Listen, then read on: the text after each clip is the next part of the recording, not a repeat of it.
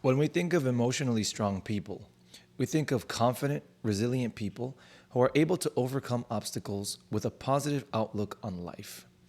When you've been through deep emotional pain, when you've been manipulated, dealt with people who have used you as a punching bag, it's usually hard to recover from this pain. We think that it's impossible to become emotionally resilient because maybe you think that you've been through too much. We think that the cards that we've been dealt with is all we have to work with. There is no other hope left for people that have always had the shorter end of the stick. We are constantly being reminded of how much we lack, whether that's in character, talent, emotions, or in our entire being. This reminder could be from others or it can be from yourself based on the analysis that you have placed on yourself because of your past experiences. You think, what's the point? I've tried and tried again. Why do I have to keep trying? For what? For what results to happen? What's going to change?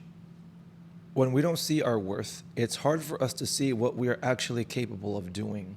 If you grew up being emotionally manipulated, devalued, and mentally abused, you don't understand your worth. You just see yourself as a useless human being, and you may feel like you're as pathetic as a worm. If you have been in an emotionally abusive relationship, you start to think that you aren't good enough. The longer you spend dwelling on how useless you are, the harder it'll be to see any use for your actual existence. Worms have a big job to do. They increase the nutrients in the soil. They feed on plant debris, feeding on organic matter, leaving behind a casting that helps fertilize the ground. This creates an environment in which the plants that grow in that area can grow really well and thrive.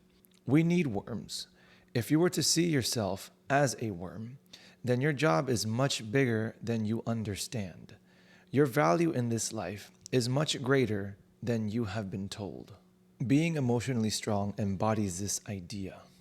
This is about realizing your strength without looking at the other person or comparing yourself to them. A worm does not compare itself to a butterfly, and a butterfly doesn't compare itself to other butterflies. They go about their business with joy and care.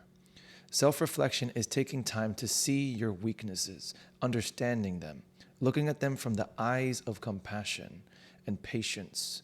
It is like when you look at a little child and you see them crying because they fell off of their bike. You don't get mad at the child for not knowing how to pedal. You would pick the child back up and encourage him to keep riding the bike and to try again. When we blame ourselves and beat ourselves up for the mistakes that we have made, we are telling ourselves that we are not allowed to make mistakes at all. And if we do, we might as well give up. When we are trying to learn and unlearn from how we used to be and how we used to think, we must realize that we will make mistakes. We will say the wrong thing, we will think bad thoughts, and from time to time, we will feel like nothing is working out. It's all a part of the process to break from the old patterns of thinking that no longer serve us. The mind gets used to the old ways of being and thinking. And when it has a pattern, it will continue to walk in this maze until you take time to create a new way of thinking. The question is, how do we do this? By first getting to know yourself. That's the answer. Who are you supposed to blame? Are you supposed to blame anyone? Who do you compare yourself to? When you think of yourself, what words come to mind? How do you describe yourself? What thoughts pop up in your head daily? Do you see yourself as hopeless, lacking, unmotivated, or unworthy? This is where you have to start. Your daily thoughts reflect how you think about yourself. It's not actually who you are. You're actually lying when you say something like, I am not good enough. That is just an opinion that you hold. Opinions are not based off of facts. Someone can come in and say that you are worthless and you're good for nothing. Someone else can say you are awesome and you are great. Both opinions are actually invalid because none of them represent you. The only opinion that matters is the one that you hold about yourself. That is the only valid thought.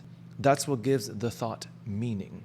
If you want to gain emotional strength and stability, you must first gain understanding of the words and things you say and think about yourself.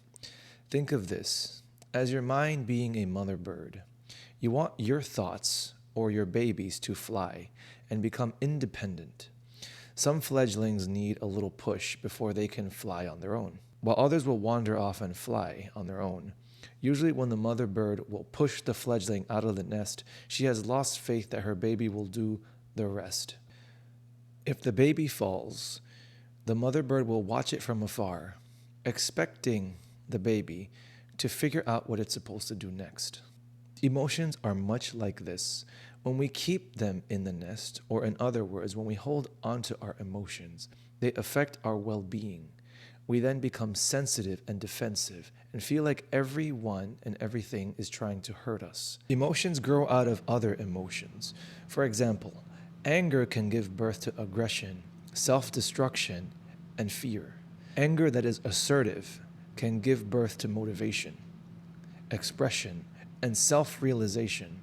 Emotions directed correctly can impact how you view the world and those around you. Being emotionally secure means to accept your feelings, express them in a healthy way, not allowing setbacks to stop you from doing all the things you desire to do.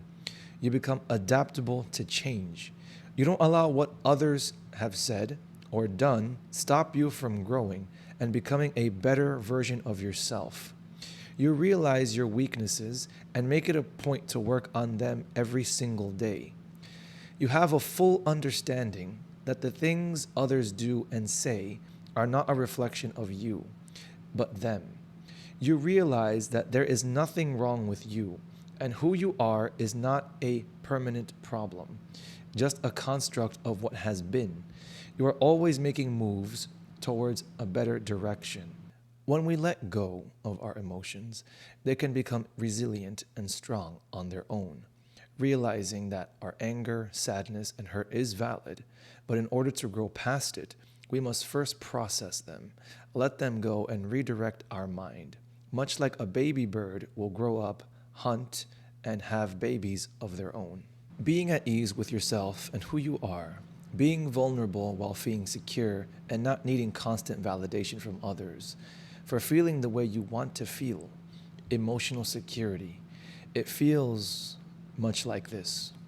You feel free from everyone, from what they have to say, as though you can fully express yourself without fear, without judgment, without worries about people's opinions, what they're going to say, of your current circumstances, whatever it may be. You feel like you can live life the way you want to, and you feel like you can express yourself in any way that you want to as well, regardless of what other people may think. Building emotional strength comes with taking the time to deeply understand yourself, your triggers, your setbacks, your habits, and your own coping mechanisms. It takes self-realization, it takes self-awareness, and many times we get very upset at the thoughts we have, and we get angry at ourselves.